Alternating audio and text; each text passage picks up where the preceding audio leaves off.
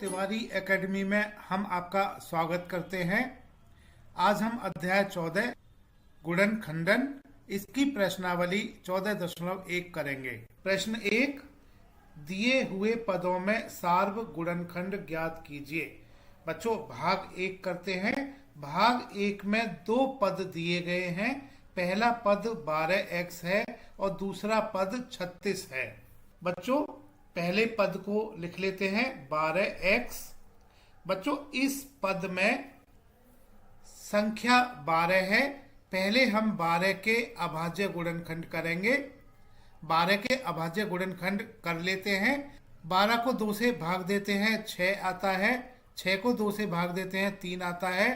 3 को 3 से भाग देते हैं 1 आता है। तो बच्चों 12 के अभाज्य गुणनखंड 2 गुणा 2 गुणा 3 होंगे।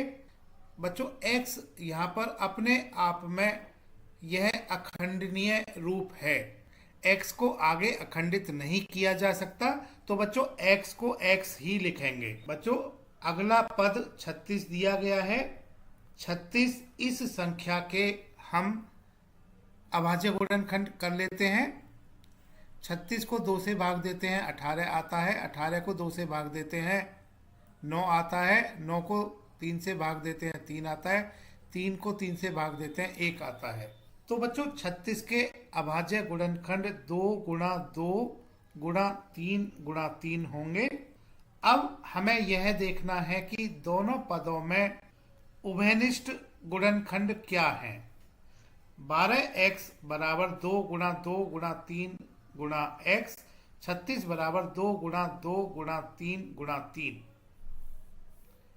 तो बच्चों इन दोनों पदों में उभयनिष्ठ यह 2 है और यह 2 भी उभयनिष्ठ है और बच्चों 1 3 भी उभयनिष्ठ है। तो इन दोनों दिए हुए पदों में सार्व गुणनखंड, सार्व का मतलब उभयनिष्ठ, तो बच्चों सार्व गुणनखंड यहां पर हमने देखा कि यह 2 2 और 3 है। तो बच्चों सार्व गुणनखंड बराबर 2 गुणा 2 गुणा 3 होगा। 2 गुणा 2 4, 4 गुणा 3 बराबर 12।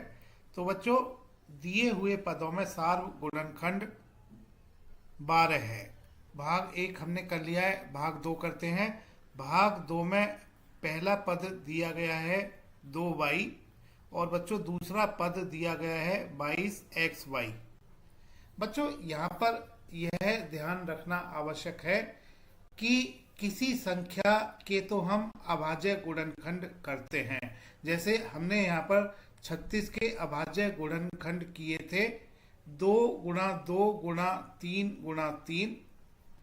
लेकिन अगर हमें बीजीय व्यंजक के गुणनखंड करने होते हैं तो हम अभाज्य के स्थान पर अखंडनीय रूप इस शब्द का इस्तेमाल करते हैं। अखंडनीय गुणनखंड या अखंडनीय रूप हम कहते हैं।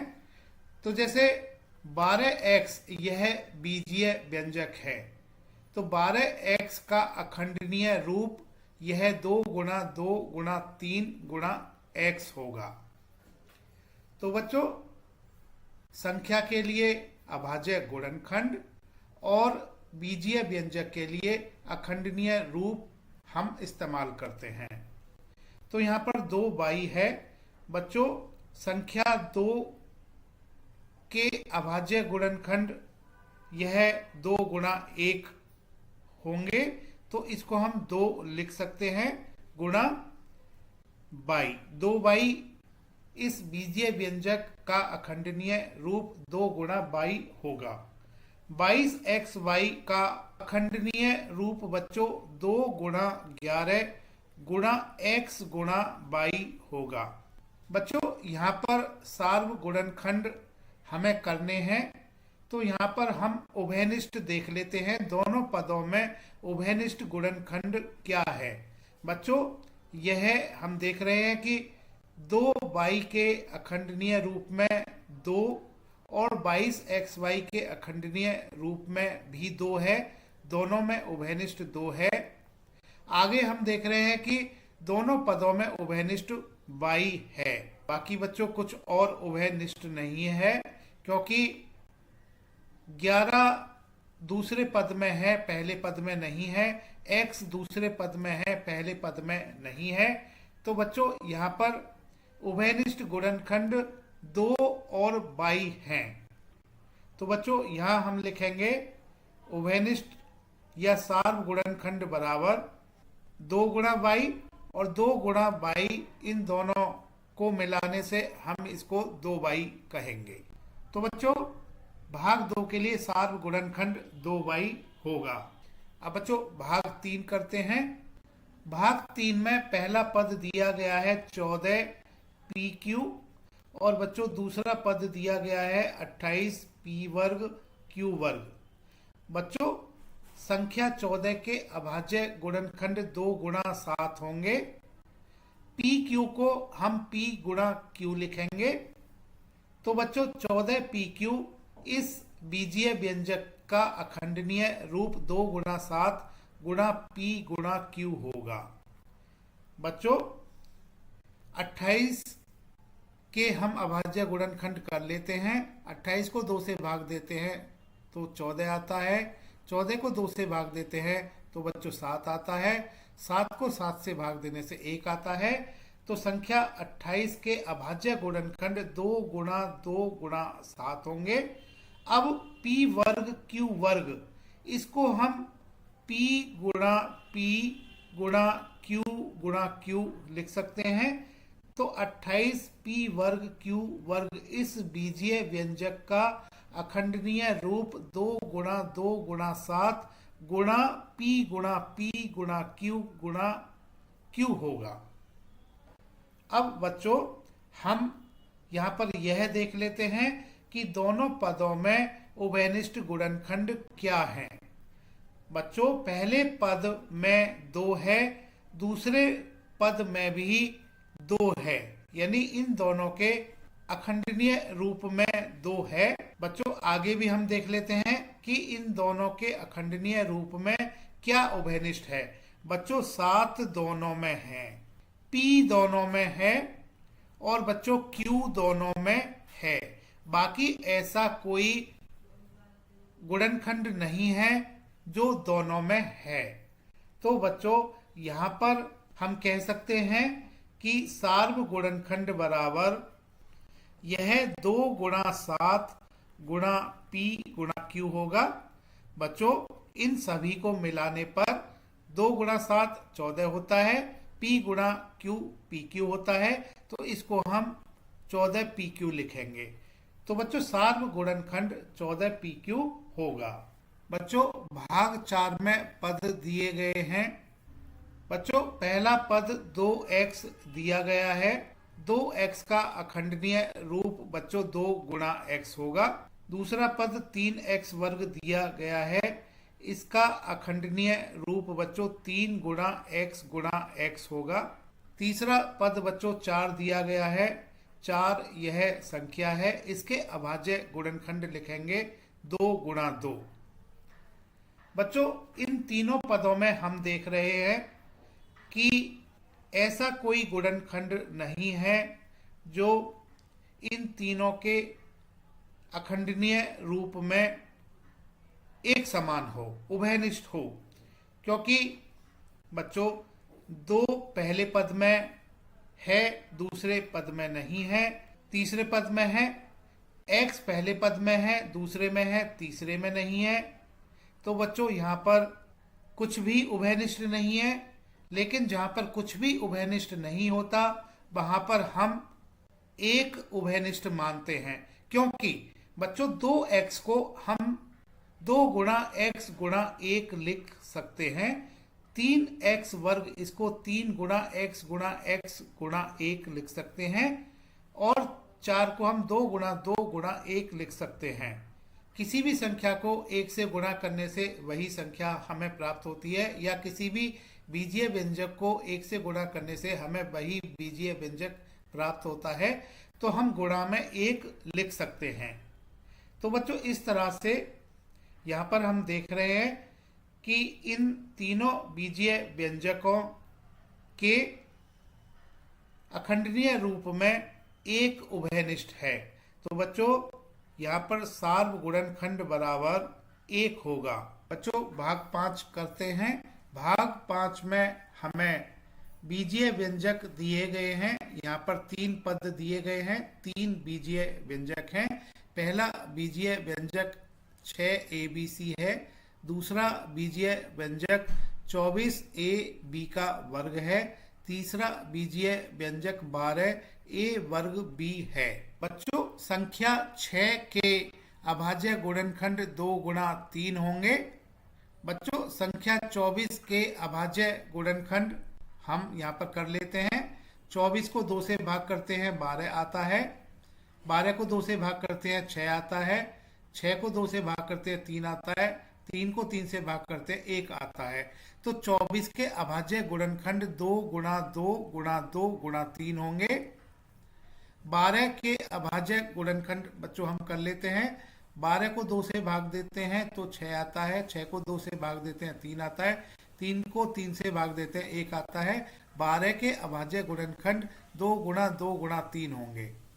अब बच्चों BC, इस BC को हम B गुणा C लिख सकते हैं।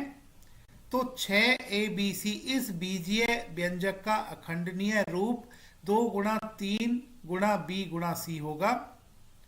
बच्चों AB वर्ग, इसको हम A गुणा B वर्ग को B गुणा B लिख सकते हैं। तो 24ab वर्ग का अखंडनीय रूप 2 गुणा 2 गुणा 2 गुणा 3 गुणा A गुणा B गुणा B होगा। बच्चों A वर्ग B, इसको हम A गुणा B लिख सकते हैं, क्योंकि A वर्ग बराबर A गुणा A। 12A वर्ग B, इसका अखंडनीय रूप 2 गुणा 2 गुणा 3 गुणा A गुणा B होगा। अब बच्चों यहाँ पर हम इन तीनों के अखंडनीय रूप में उभयनिष्ठ देख लेते हैं क्या है। बच्चों 2 इन तीनों में उभयनिष्ठ है। आगे 3 हम देख रहे हैं कि उभयनिष्ठ है।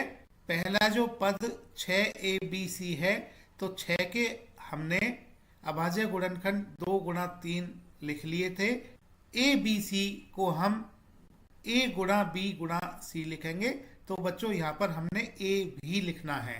तो बच्चों abc को हम A गुणा B गुणा C लिखेंगे। तो इस तरह से 6abc इस बीजीय व्यंजक के अखंडनीय रूप 2 गुणा 3 गुणा A गुणा B गुणा C होगा।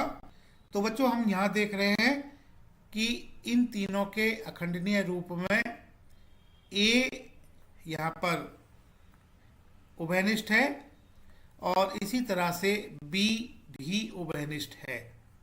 तो कुल मिला के बच्चों 2, 3 A और B उभयनिष्ठ है। यह गुणनखंड उभयनिष्ठ है। तो हम यहाँ पर लिखेंगे सार्वगुणनखंड बराबर 2 गुणा 3 गुणा A गुणा B। 2 गुणा 3 6 होता है। A गुणा B AB होता है। 6 गुणा AB बराबर 6AB होता है। तो सभी गुणनखंडों को मिलाने से यह 6AB आ जाता है। तो बच्चों सार्वगुणनखंड बराबर 6AB होगा। बच्चों भाग 6 करते हैं। इसमें पद दिए गए हैं 16x की घात 3 ऋण 4x का वर्ग 32x। इन तीनों पदों को बच्चों पहले लिख लेते हैं। बच्चों 16 के अभाज्य गुणनखंड 2 गुणा 2 गुणा 2 गुणा 2 होंगे। बच्चों ऋण 4 को हम ऋण 1 गुणा 4 लिख सकते हैं। और बच्चों इसको आगे हम ऋण 1 गुणा 4 के अभाज्य गुणनखंड 2 गुणा 2 होंगे। तो इस तरह से ऋण 4 के अभाज्य गुणनखंड ऋण 1 गुणा 2 गुणा 2 होंगे। तो ऋण 4 को हम ऋण 1 गुणा 2 गुणा 2 लिखेंगे। बच्चों 32 के अभाज्य गुणनखंड यह 2 गुणा 2 गुणा 2 गुणा 2 गुणा 2 होंगे। अब बच्चों x की घात 3, इसको हम x गुणा x लिख सकते हैं। तो बीजीय व्यंजक 16x की घात 3 इसका अखंडनीय रूप 2 गुणा 2 गुणा 2 गुणा 2 गुणा x गुणा x गुणा x होगा। ऋण 4x वर्ग, बच्चों यहाँ पर x वर्ग को हम x गुणा x लिख सकते हैं। तो ऋण 4x वर्ग इसका अखंडनीय रूप ऋण 1 गुणा 2 गुणा 2 गुणा x होगा। बच्चों 32x, बच्चों x को हम x ही लिखेंगे, तो बीजीय व्यंजक 32x को हम 2 गुणा 2 गुणा 2 गुणा 2 गुणा 2 गुणा x लिखेंगे। अब बच्चों तीनों के अखंडनीय रूप में हम यह देख लेते हैं कि उभयनिष्ठ गुणनखंड क्या क्या हैं। बच्चों यहां पर हम देख रहे हैं कि 2 तीनों में है, तीनों में उभयनिष्ठ है, यह 2 भी तीनों में उभयनिष्ठ है। बच्चों x तीनों में उभयनिष्ठ है, बाकी कोई और उभयनिष्ठ नहीं है। तो बच्चों इन तीनों में 2 2 और x उभयनिष्ठ है, तो हम कह सकते हैं कि सार्व गुणनखंड बराबर यह 2 गुणा 2 गुणा x होगा। तीनों को मिलाने से यह 4x आ जाता है, 2 गुणा 2 4, 4 गुणा x बराबर 4x। तो बच्चों सार्व गुणनखंड बराबर 4x होगा। बच्चों भाग 7 करते हैं। इसमें पद दिए गए हैं 10 PQ, 20 QR और 30 RP। बच्चों पहले तो इनको हम लिख लेते हैं। 10 PQ, दूसरा पद 20 QR और तीसरा पद 30 RP। बच्चों संख्या 10 के अभाज्य गुणनखंड 2 गुणा 5 होंगे, संख्या 20 के अभाज्य गुणनखंड 2 गुणा 2 गुणा 5 होंगे, संख्या 30 के अभाज्य गुणनखंड 2 गुणा 3 गुणा 5 होंगे। PQ को बच्चों P गुणा Q लिख सकते हैं, QR को बच्चों Q गुणा R लिख सकते हैं और RP को बच्चों R गुणा P लिख सकते हैं। तो बीजीय व्यंजक 10 PQ को हम अखंडनीय रूप 2 गुणा 5 गुणा P गुणा Q लिख सकते हैं। 20 QR का अखंडनीय रूप 2 गुणा 2 गुणा 5 गुणा Q गुणा R होगा। 30 RP का अखंडनीय रूप 2 गुणा 3 गुणा 5 गुणा R गुणा P होगा। बच्चों इन अखंडनीय रूप में हम देख रहे हैं कि तीनों में 2 उभयनिष्ठ है और बच्चों आगे हम देख रहे हैं यह 5 उभयनिष्ठ है। बच्चों बाकी और कुछ उभयनिष्ठ नहीं है। तो बच्चों यहाँ पर दिए हुए पदों में जो उभयनिष्ठ है यह 2 और 5 है, तो हम कह सकते हैं कि सार्व गुणनखंड बराबर यह 2 गुणा 5 होगा और 2 गुणा 5 बच्चों 10 होता है, तो सार्व गुणनखंड 10 होगा। बच्चों भाग 8 करते हैं। इसमें पद दिए गए हैं 3x वर्ग y घन, 10x घन y वर्ग, 6x वर्ग y वर्ग। बच्चों इन तीनों पदों को पहले लिख लेते हैं। बच्चों यहाँ पर यह भाग 6 था और बच्चों यह भाग 7 था, बच्चों यह भाग 8 होगा। तो भाग 8 के पदों को लिख लेते हैं। यह 3x वर्ग y की घात 3, 10x की घात 3 y की घात 2, 6x वर्ग y वर्ग z। बच्चों संख्या 3 के अभाज्य गुणनखंड 3 गुणा 1 होंगे, इसको हम 3 लिखेंगे। संख्या 10 के अभाज्य गुणनखंड 2 गुणा 5 होंगे, संख्या 6 के अभाज्य गुणनखंड 2 गुणा 3 होंगे। अब बच्चों x वर्ग y की घात 3, इसको हम x गुणा y गुणा y गुणा y लिख सकते हैं। x की घात 3 y वर्ग को हम x गुणा x गुणा x गुणा y गुणा y लिख सकते हैं। x की घात 2 y की घात 2 z, इसको हम x गुणा y गुणा y गुणा z लिख सकते हैं। बीजीय व्यंजक 3x वर्ग y की घात 3, इसको हम 3 गुणा x गुणा y गुणा y गुणा y लिखेंगे। दूसरा बीजीय व्यंजक 10x की घात 3 y की घात 2, इसको हम 2 गुणा 5 गुणा x गुणा x गुणा x गुणा y गुणा y लिखेंगे। तीसरा बीजीय व्यंजक 6x वर्ग y वर्ग z, इसको हम 2 गुणा 3 गुणा x गुणा y गुणा z लिखेंगे। अब बच्चों इन तीनों बीजीय व्यंजक में हम उभयनिष्ठ देख लेते हैं, कौन कौन से गुणनखंड उभयनिष्ठ हैं। बच्चों हम देख रहे हैं कि इन तीनों में x उभयनिष्ठ है और बच्चों यह दूसरा x भी उभयनिष्ठ है, y उभयनिष्ठ है और बच्चों यह दूसरा y भी उभयनिष्ठ है। बाकी और कोई गुणनखंड उभयनिष्ठ नहीं है। तो दिए हुए पदों में जो उभयनिष्ठ हैं यह x, x, y और y है, तो हम कह सकते हैं कि सार्व गुणनखंड बराबर x गुणा y गुणा y। बच्चों x गुणा x x वर्ग होता है, y गुणा y y वर्ग होता है, x वर्ग गुणा y वर्ग यह बच्चों x वर्ग y वर्ग होता है। तो इनको मिलाने से यह x वर्ग y वर्ग आ जाता है। बच्चों भाग 8 में जो पद दिए गए हैं इन तीनों के सार्व गुणनखंड x वर्ग y वर्ग होंगे। प्रश्न 2 करते हैं, निम्नलिखित व्यंजकों के गुणनखंड कीजिए। बच्चों भाग 1 करते हैं पहले। भाग 1 में बीजीय व्यंजक दिया गया है 7x ऋण 42। बच्चों इसमें दो पद हैं। पहला पद बच्चों यहाँ पर 7x है और दूसरा पद बच्चों 42 है।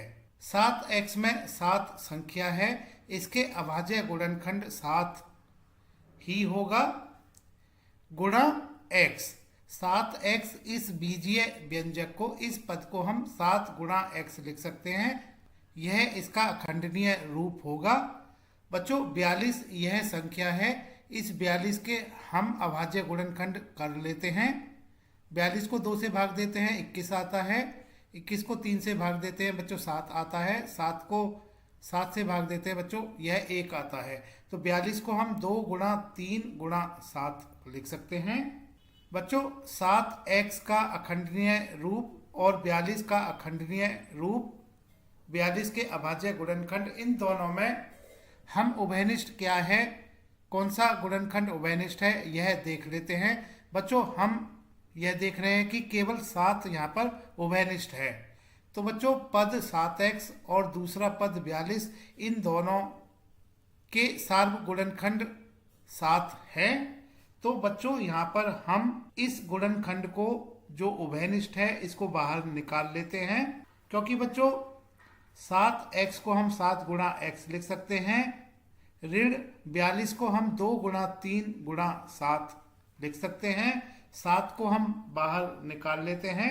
तो बच्चों कोष्टक के अंदर यहाँ पर x बचेगा पहले पद में से, दूसरे पद में से ऋण 2 गुणा 3 बचेगा। अब बच्चों पदों को मिला लेते हैं, तो 7 कोष्टक x ऋण 2 गुणा 3 को मिलाने से यह 6 होगा। अब बच्चों 7 कोष्टक x ऋण 6, यह बीजीय व्यंजक 7x ऋण 42 का अखंडनीय रूप होगा।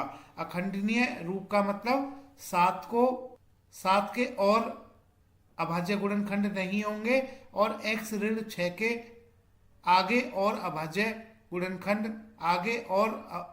आगे और अखंडनीय गुणनखंड नहीं होंगे। तो 7x ऋण 42 इस बीजीय व्यंजक का अखंडनीय रूप 7x ऋण 6 होगा। तो बच्चों 7x ऋण 42 के गुणनखंड 7 कोष्टक x ऋण 6 होंगे। बच्चों अब हम भाग 2 करते हैं।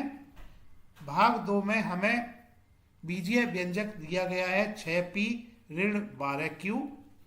बच्चों 6p इस पद को हम लिख सकते हैं इसके अखंडनीय रूप में, यह 2 गुणा 3 गुणा p होगा। दूसरा पद ऋण 12q है।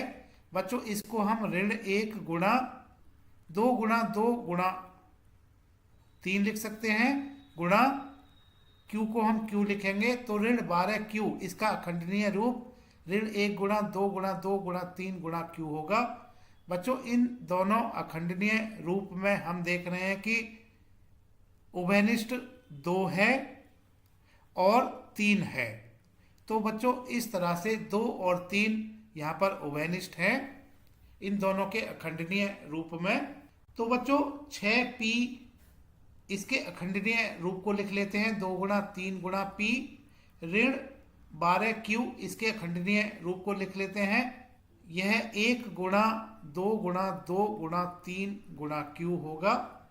अब बच्चों यहाँ पर जो सार्व गुणनखंड है दोनों पदों में, इसको बाहर निकाल लेते हैं। तो सार्व गुणनखंड बच्चों 2 गुणा 3 है, इसको बाहर निकाल लेते हैं। कोष्टक के अंदर हम p लिखेंगे, ऋण 1 गुणा 2 गुणा क्यू लिखेंगे। बच्चों 2 गुणा 3 यह 6 होता है कोष्टक के अंदर। पी ऋण 1 गुणा 2 गुणा क्यू यह 1 गुणा 2 2 होता है, 2 गुणा क्यू 2 क्यू होता है, तो यह 2 क्यू होगा। तो बच्चों पदों को मिलाने से अब यह 6 कोष्टक पी ऋण 2 क्यू आ जाता है। बच्चों यह इसका अखंडनीय रूप होगा। तो 6p ऋण 12q के गुणनखंड 6 कोष्टक p ऋण 2q होंगे। बच्चों भाग 3 करते हैं। इसमें बीजीय व्यंजक दिया गया है 7a वर्ग धन 14a। बच्चों प्रथम पद के अखंडनीय रूप यह 7 गुणा a होगा। धन द्वितीय पद 14a इसका अखंडनीय रूप 2 गुणा 7 गुणा a होगा।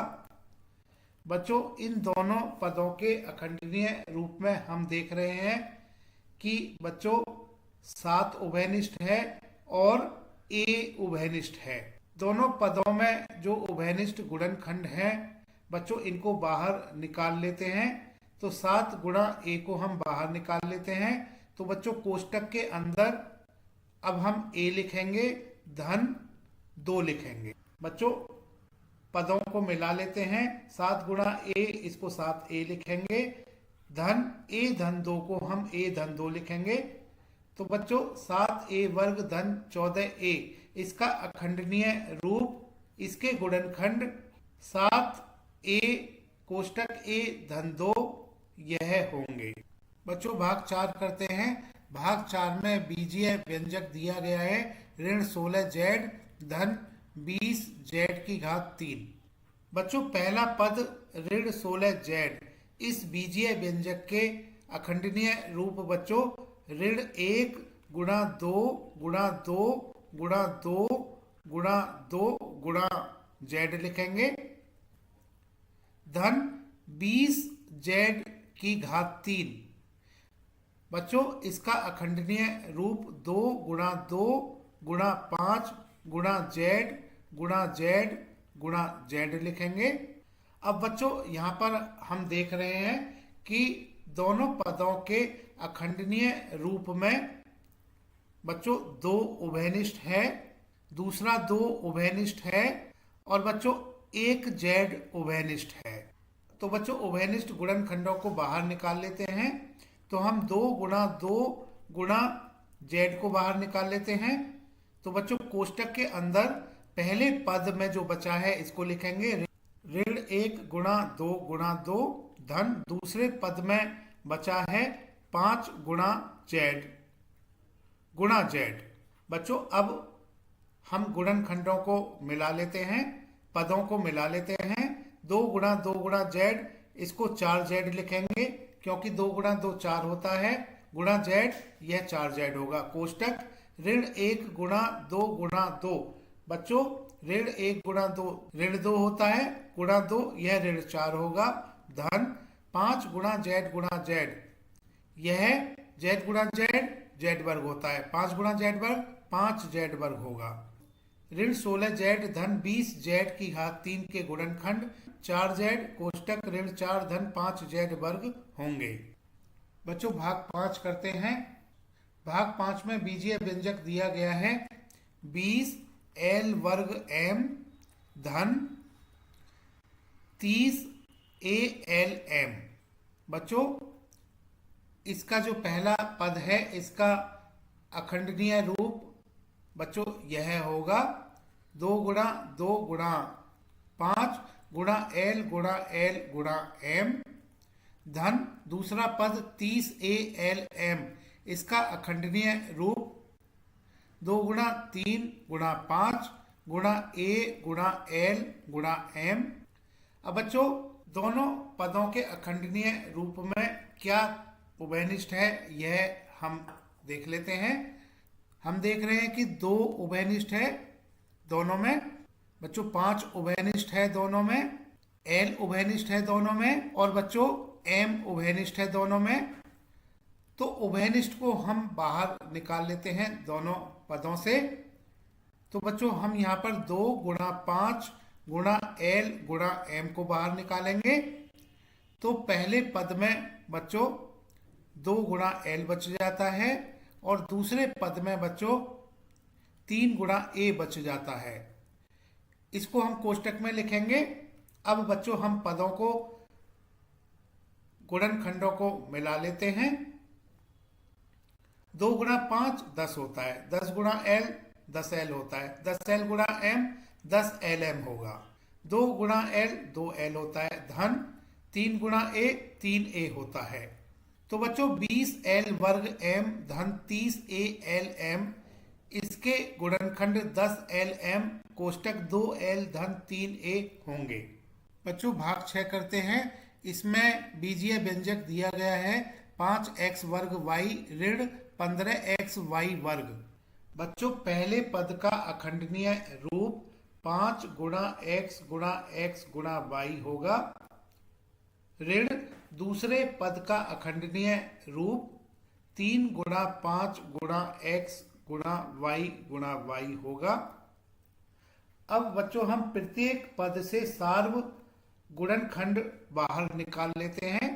तो बच्चों इन दोनों पदों में सार्व गुणनखंड बच्चों हम देख रहे हैं कि x है, बच्चों 5 है और बच्चों 1 y है। बच्चों प्रत्येक पद से सार्व गुणनखंड को बाहर निकाल लेते हैं। तो 5 गुणा x गुणा y को बाहर निकाल लेते हैं।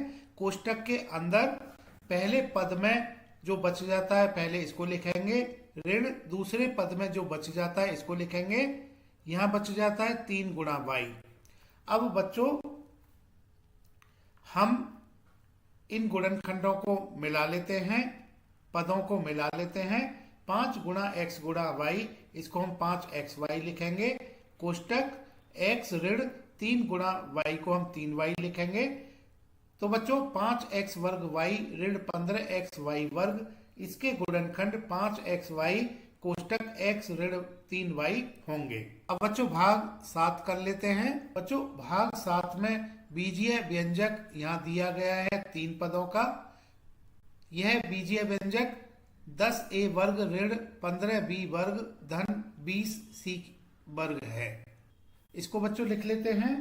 बच्चों प्रथम पद 10a वर्ग, इसका अखंडनीय रूप 2 गुणा 5 गुणा a होगा, ऋण द्वितीय पद 15b वर्ग, इसका अखंडनीय रूप 3 गुणा 5 गुणा b होगा, धन तीसरा पद 20c वर्ग, इसका अखंडनीय रूप 2 गुणा 2 गुणा 5 गुणा c होगा।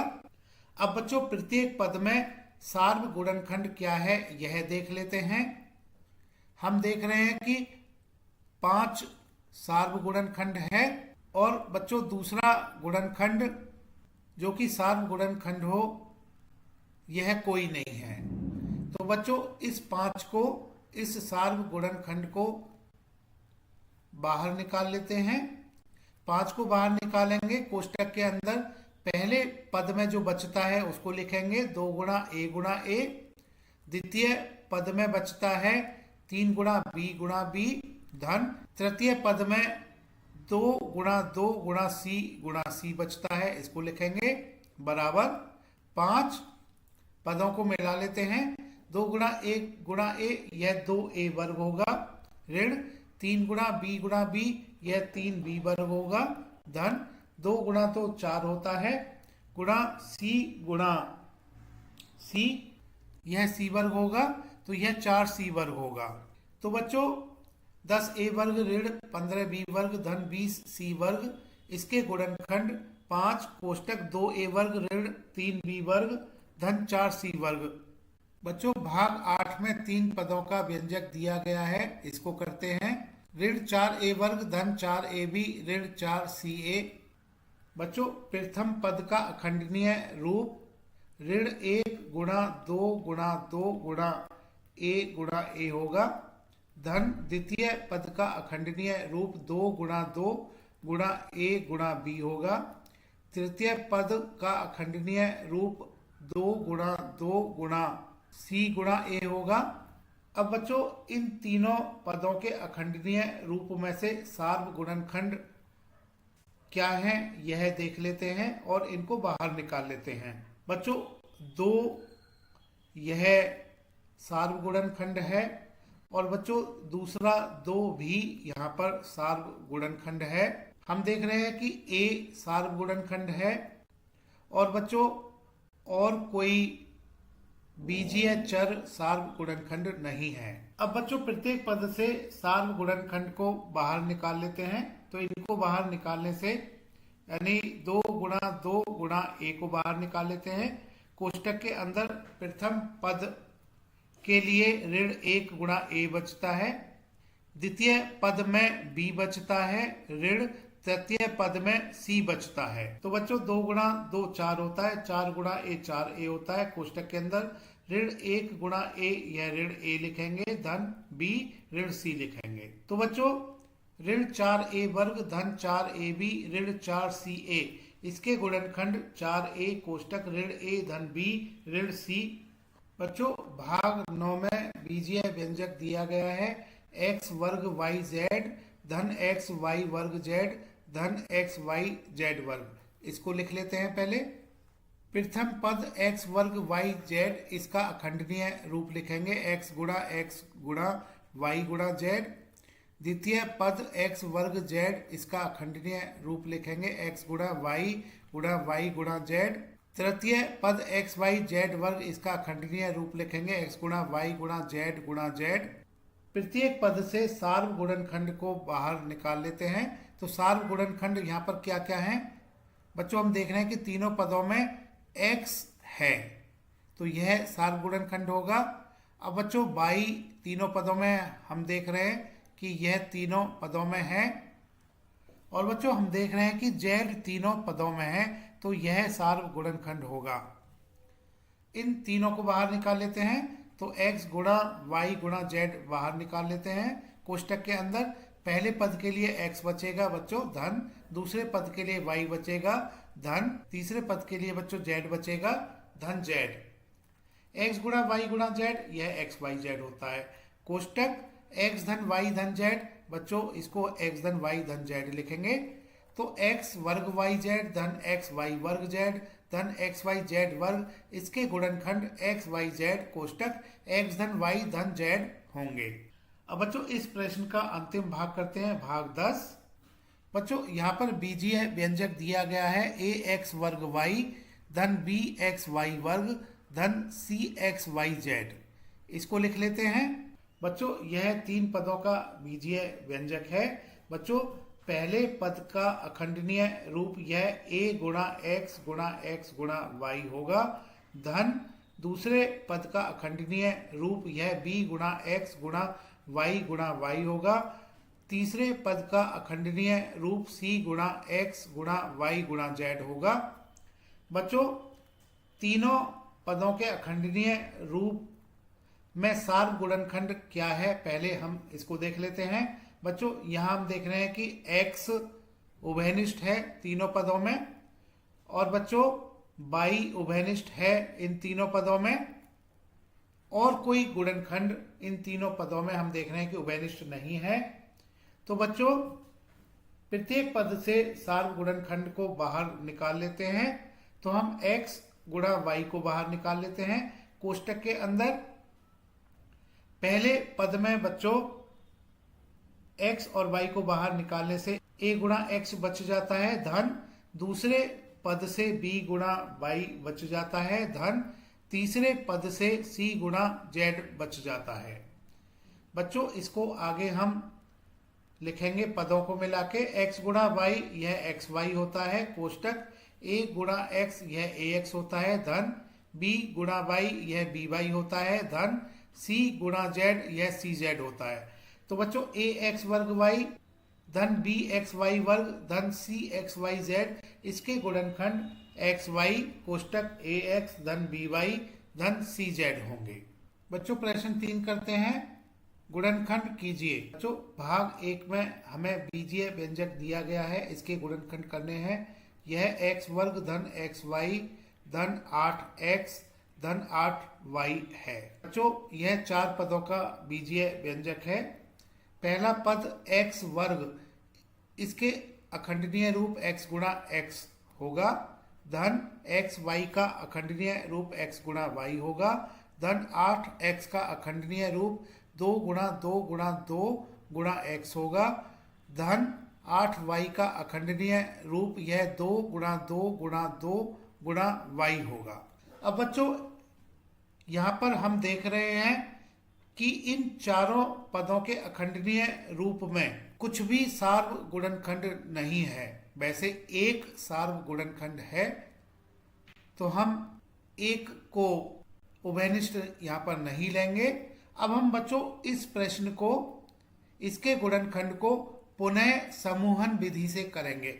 पुनः समूहन विधि क्या है बच्चों? यहाँ पर हम, क्योंकि 4 पद हैं, 2-2 पद का यहाँ पर हम समूह बनाएंगे और ऐसे 2 पद का समूह बनाएंगे जिसमें से कुछ उभयनिष्ठ हो। तो बच्चों यहाँ पर पहले 2 पद हम x वर्ग धन xy लेंगे और दूसरे 2 पद 8x धन 8y लेंगे। इनके सभी पदों के हमने पहले से ही इनका अखंडनीय रूप हमने लिखा हुआ है। तो बच्चों पहले 2 पद में हम देख रहे हैं कि सार्व गुणनखंड बच्चों x है।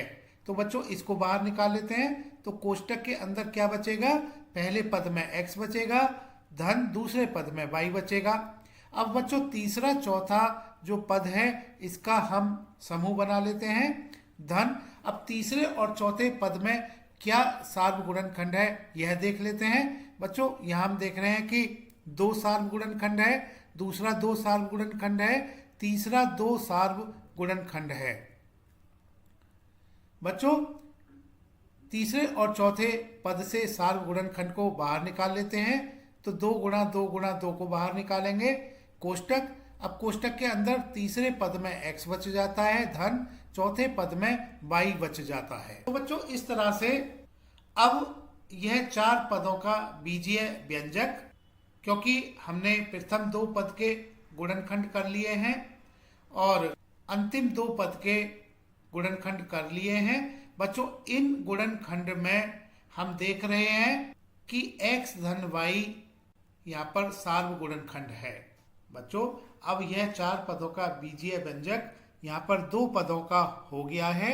2 पद, एक पद तो x कोष्टक x धन y यह बीजीय व्यंजक है और दूसरा पद 2 गुणा 2 गुणा 2 कोष्टक x धन y यह बीजीय व्यंजक है। अब इन दोनों पदों में से भी हम देख लेते हैं कि सार्व गुणनखंड क्या है।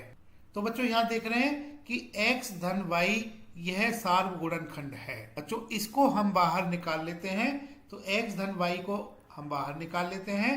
कोष्टक के अंदर पहले पद में क्या बचता है? यह x बचता है, धन दूसरे पद में क्या बचता है? 2 गुणा 2 गुणा 2 बचता है। इसको लिख लेते हैं। बच्चों इसको हम पदों को मिला लेते हैं। x धन y दूसरे कोष्टक के अंदर x धन 2 गुणा 2 गुणा 2, बच्चों यह 8 होगा। तो बच्चों दिए गए बीजीय व्यंजक के गुणनखंड कोष्टक x धन y कोष्टक बंद, कोष्टक x धन 8 कोष्टक बंद यह होंगे। बच्चों भाग 2 करते हैं। भाग 2 में हमें बीजीय व्यंजक दिया गया है 15xy ऋण 6x धन 5y ऋण 2। बच्चों 15xy इस पद के अखंडनीय रूप यहाँ हम लिखेंगे। यह 3 गुणा 5 गुणा x गुणा y होगा। द्वितीय पद 6x है, तो ऋण 6x का अखंडनीय रूप 2 गुणा 3 गुणा x होगा, धन 5y इसका अखंडनीय रूप 5 गुणा y होगा, ऋण 2 को हम 2 लिखेंगे, 2 को हम 2 गुणा 1 लिख सकते हैं। अब बच्चों पुनः समूहन विधि से इसको हम करेंगे। तो हम यहाँ पर समूह बना लेते हैं, पहले 2 पद और अंतिम 2 पद का समूह बना लेते हैं। बच्चों पहले 2 पद में हम देख लेते हैं कि क्या सार्व गुणनखंड हैं। बच्चों यहाँ पर हम देख रहे हैं 3 सार्व गुणनखंड है और बच्चों x सार्व गुणनखंड है। तो बच्चों दोनों पदों से सार्व गुणनखंड को बाहर निकाल लेते हैं। 3 गुणा x को बाहर निकाल लेते हैं। बच्चों कोष्टक में लिखेंगे हम, पहले पद से क्या बच जाता है, 5 गुणा वाई बच जाता है। तो बच्चों इसको 5y लिखेंगे। ऋण दूसरे पद से बच्चों 2 बच जाता है, इसको लिखेंगे। अब बच्चों जो दूसरा समूह है इससे हम सार्व गुणनखंड को बाहर निकाल लेते हैं। यहाँ पर हम देख रहे हैं कि कुछ भी सार्व गुणनखंड नहीं है, तो ऐसी स्थिति में बच्चों यहाँ पर हम 5 गुणा वाई, इसको हम 5 गुणा वाई गुणा 1 लिख सकते हैं। 2 को हमने पहले से 2 गुणा 1 लिखा हुआ है, तो बच्चों यहाँ पर एक सार्व गुणनखंड है। बच्चों इसी को हमें बाहर निकालना होगा। 1 को बाहर निकालने से बच्चों कोष्टक के अंदर यह 5y बच जाता है ऋण, और इस पद में से 2 बच जाता है, इसको लिख लेते हैं। अब बच्चों यहाँ पर हम देख रहे हैं कि पुनः समूहन करने से अब बच्चों 2 बीजीय व्यंजक यहाँ पर बच जाते हैं। इन दोनों में हम देख रहे हैं कि 5y ऋण 2 यह सार्व गुणनखंड है। इसको बच्चों हम बाहर निकाल लेते हैं, 5y ऋण 2।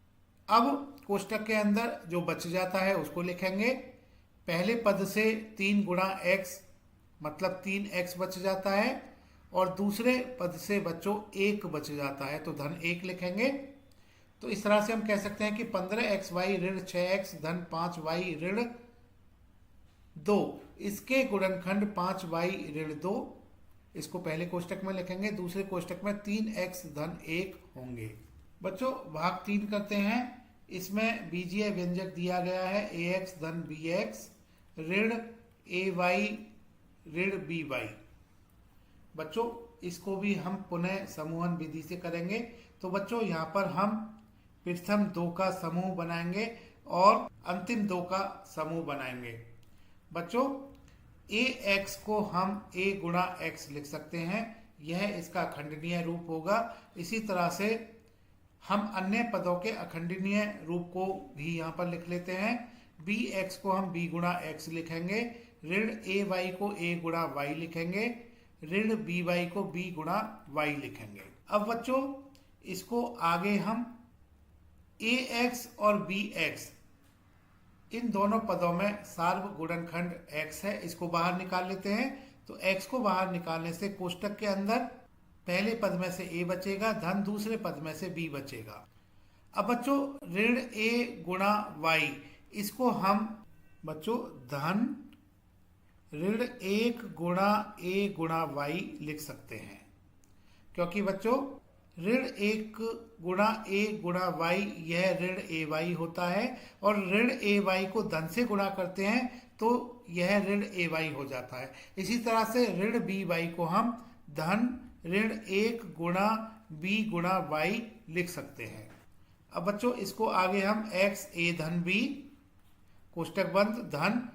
अब यह जो 2 पद हैं इनमें सार्व गुणनखंड क्या है इसको हम देख लेते हैं। बच्चों ऋण 1 सार्व गुणनखंड है और बच्चों y सार्व गुणनखंड है। इन दोनों सार्व गुणनखंड को हम बाहर निकाल लेते हैं। तो ऋण 1 गुणा y को बाहर निकालेंगे तो बच्चों कोष्टक के अंदर पहले पद में से a बच जाता है और दूसरे पद में से बच्चों यहाँ पर b बच जाता है। अब बच्चों इसको आगे हम x कोष्टक a धन b धन ऋण 1 गुणा y को बच्चों हम ऋण y भी लिख सकते हैं, इसको कोष्टक में लिख सकते हैं, कोष्टक a धन y। अब बच्चों यहाँ पर हम देख रहे हैं कि 2 पद हैं, इन दोनों पदों में जो उभयनिष्ठ है बच्चों a धन b उभयनिष्ठ है। बच्चों इस सार्व गुणनखंड को दोनों पदों से बाहर निकाल लेते हैं। तो बच्चों कोष्टक के अंदर पहले पद में से x बच जाता है धन दूसरे पद में से ऋण y बच जाता है। अब बच्चों a धन b लिखेंगे पहले कोष्टक में और दूसरे कोष्टक में बच्चों x लिखेंगे, और यहाँ पर धन ऋण y बच्चों यह ऋण y हम लिखेंगे, क्योंकि धन गुणा ऋण यह ऋण होता है, तो धन गुणा ऋण y बच्चों यह ऋण y होगा। तो बच्चों ax धन bx ऋण ay ऋण by, इसके गुणनखंड a धन b x ऋण y होंगे। बच्चों प्रश्न 4 करते हैं। इसमें बीजीय व्यंजक दिया गया है 15 PQ धन 15 धन 9Q धन 25P। बच्चों यह प्रश्न दूसरे प्रश्नों से थोड़ा सा अलग है। हमने जो इस प्रश्न के 3 भाग किए हैं, चौथा भाग थोड़ा सा अलग है। क्यों अलग है? क्योंकि यहाँ पर पुनः समूहन विधि से हम अगर समूह बनाते हैं, जैसे हम प्रथम 2 पदों को देखें और अंतिम 2 पदों को देखें, तो बच्चों प्रथम 2 पद में 15 यहाँ पर दोनों पदों में है, तो 15 को अगर हम उभयनिष्ठ लेते हैं तो कोष्टक में PQ धन 1 बच जाएगा। लेकिन हम अंतिम 2 पदों में देख रहे हैं कि दोनों में केवल एक उभयनिष्ठ है, कुछ भी उभयनिष्ठ नहीं, मतलब एक उभयनिष्ठ है। एक को उभयनिष्ठ लेने से कोष्टक के अंदर 9Q धन 25P बचेगा। तो बच्चों इसके बाद जब हम उभयनिष्ठ देखेंगे तो कुछ भी उभयनिष्ठ हमें नहीं मिलेगा। तो हमें यहाँ पर पदों को व्यवस्थित करना पड़ेगा, समूह इस तरह से बनाना पड़ेगा कि कुछ बाद में उभयनिष्ठ आ जाए। तो बच्चों यहाँ पर हम पुनः समूहन विधि से प्रथम पद को हम इसका समूह बनाएंगे तृतीय पद के साथ या चतुर्थ पद के साथ भी बना सकते हैं। तो बच्चों प्रथम पद 15PQ का समूह हम 25P के साथ बना लेते हैं, और बच्चों दूसरे पदों को हम यहाँ पर लिख लेते हैं, जो कि 9Q बच जाता है और 15 बच जाता है। तो बच्चों एक समूह हमने इसे बना लिया है। 15PQ इसका अखंडनीय रूप बच्चों यह होगा 3 गुणा 5 गुणा P गुणा Q धन 25P इसका अखंडनीय रूप 5 गुणा 5 गुणा P होगा धन 9Q का अखंडनीय रूप 3 गुणा 3 गुणा Q होगा धन 15 का अभाज्य गुणनखंड लिखेंगे बच्चों हम 3 गुणा 5। अब बच्चों प्रथम समूह में हम देख लेते हैं कि क्या सार्व गुणनखंड है। तो बच्चों यहाँ पर हम देख रहे हैं कि 5 यहाँ पर उभयनिष्ठ है और P उभयनिष्ठ है। तो उभयनिष्ठ सार्व गुणनखंड को बाहर निकाल लेते हैं। तो बच्चों 5 गुणा P को बाहर निकालेंगे, तो इसको 5 गुणा P को हम 5P लिखेंगे। अब कोष्टक के अंदर क्या बचेगा बच्चों? 3Q बचेगा। 3 गुणा Q बचेगा, इसको 3Q लिखेंगे धन। अब दूसरे पद में बच्चों केवल 5 बचेगा, इसको लिख लेते हैं धन। अब इन दोनों पदों में देख लेते हैं कि क्या सार्वगुणनखंड है।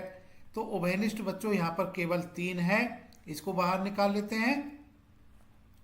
कोष्टक के अंदर बच्चों पहले पद में 3 गुणा Q बचेगा, 3 गुणा Q को हम मिला के 3Q लिख सकते हैं धन। दूसरे पद में बच्चों 5 बचेगा, इसको लिख लेते हैं। अब बच्चों यहाँ पर हम देख रहे हैं कि इन दोनों पदों में 3Q धन 5 यह सार्वगुणनखंड है। 3Q धन 5 दोनों पदों में उभयनिष्ठ है। बच्चों इसको बाहर निकाल लेते हैं। 3Q धन 5 को बाहर निकाल लेते हैं तो पहले पद में 5P बच जाता है धन, दूसरे पद में 3 बच जाता है। तो बच्चों इस तरह से हम कह सकते हैं कि 15PQ धन 15 धन 9Q धन 25P इसके गुणनखंड 3Q धन 5 5P धन 3 होंगे। बच्चों अंतिम भाग के गुणनखंड कर लेते हैं। इसमें दिया गया है Z ऋण 7 धन 7XY ऋण XYZ। बच्चों इसको लिख लेते हैं पहले। बच्चों इसके गुणनखंड भी हम पुनः समूहन विधि से करेंगे। अब यहाँ पर हमें पदों को व्यवस्थित करना होगा। बच्चों 7XY को पहले लिख लेते हैं और बच्चों इसके साथ हम दूसरा पद ऋण 7 लिखेंगे। अब बच्चों धन Z लिख लेते हैं और बाकी बचे पद को लिख लेते हैं जो कि ऋण XYZ है। तो बच्चों हमने इन पदों को व्यवस्थित कर लिया है। बच्चों हमने व्यवस्थित इस प्रकार किया है कि कुछ ना कुछ उभयनिष्ठ होना चाहिए। बीजीय चर और कोई संख्या उभयनिष्ठ, यह दोनों या अकेले उभयनिष्ठ होनी चाहिए। प्रथम दो पद में बच्चों जो हमने व्यवस्थित किए हैं, इन प्रथम दो पद में हम देख रहे हैं 7 उभयनिष्ठ है और अंतिम दो पद में जेड उभयनिष्ठ है। तो इस तरह से हमने यहाँ पर पदों को व्यवस्थित किया है। अब बच्चों 7xy इसका अखंडनीय रूप 7 गुणा x गुणा y होगा। ऋण 7 इसको बच्चों हम 7 गुणा 1 लिख सकते हैं। धन z को हम z गुणा 1 लिख सकते हैं। ऋण x y z इसका अखंडनीय रूप x गुणा y गुणा z होगा। अब बच्चों प्रथम दो पद में हम देख रहे हैं कि सार्व गुणनखंड 7 है। इसको बच्चों हम बाहर निकाल लेते हैं। इसको बाहर निकालने से कोष्टक के अंदर x गुणा y बचेगा, इसको हम xy लिखेंगे। ऋण 1 बचेगा। बच्चों अंतिम दो पद में हम देख रहे हैं कि z सार्व गुणनखंड है। इसको बच्चों हम बाहर निकाल लेते हैं, तो धन z लिखेंगे और कोष्टक के अंदर बच्चों 1 बच जाता है, इसको लिखेंगे। ऋण x गुणा y बच जाता है, इसको हम xy लिखेंगे। अब बच्चों यहाँ पर हम देख रहे हैं कि xy ऋण 1 और बच्चों इस पद में 1 ऋण xy है। अब बच्चों यहाँ पर 1 ऋण xy, इसको बच्चों हम देखिएगा कोष्टक के अंदर xy ऋण 1 लिख सकते हैं, लेकिन कोष्टक से बाहर हमें ऋण लिखना होगा, क्योंकि बच्चों यह जो 1 ऋण xy है इसको हम ऋण 1 गुणा ऋण 1 लिख सकते हैं। 1 को हम ऋण 1 गुणा ऋण 1 लिख सकते हैं और ऋण xy इसको बच्चों हम ऋण 1 गुणा x गुणा y लिख सकते हैं। बच्चों यहाँ पर अगर हम ऋण 1 इसको बाहर निकाल लेते हैं तो बच्चों कोष्टक के अंदर ऋण 1 और बच्चों यहाँ से ऋण 1 बाहर निकाला तो धन x गुणा y xy बच जाता है, क्योंकि बच्चों यह जो ऋण 1 है यह धन ऋण 1 लिखा जा सकता है। तो ऋण 1 को बाहर निकालेंगे तो बच्चों यहाँ पर धन बच जाएगा, धन x गुणा y, तो इसको xy लिखेंगे। इसको आगे हम ऋण 1 को ऋण लिख सकते हैं कोष्टक के अंदर। ऋण 1 धन xy, इसको हम xy ऋण 1 लिख सकते हैं। तो बच्चों इसको आगे हम 7xy ऋण 1 धन z, हमने ऋण 1 बाहर लिया तो कोष्टक के अंदर xy ऋण 1 हम लिख सकते हैं। बच्चों z को ऋण 1 से गुणा करेंगे तो ऋण z हो जाता है और ऋण z को हम धन से गुणा करेंगे तो यह ऋण z हो जाता है। तो बच्चों यहाँ पर ऋण z आएगा, यानी धन गुणा z गुणा ऋण 1, यह ऋण z हो जाता है और कोष्टक के अंदर xy ऋण 1 लिखेंगे और बाकी बचा 7xy ऋण 1 लिखेंगे। अब बच्चों स्पष्ट तौर पर xy ऋण 1 यहाँ पर दोनों पदों में है। इस सार्व गुणनखंड को अब हम बाहर निकाल लेते हैं तो कोष्टक के अंदर यह 7 रह जाता है, ऋण दूसरे पद से z रह जाता है।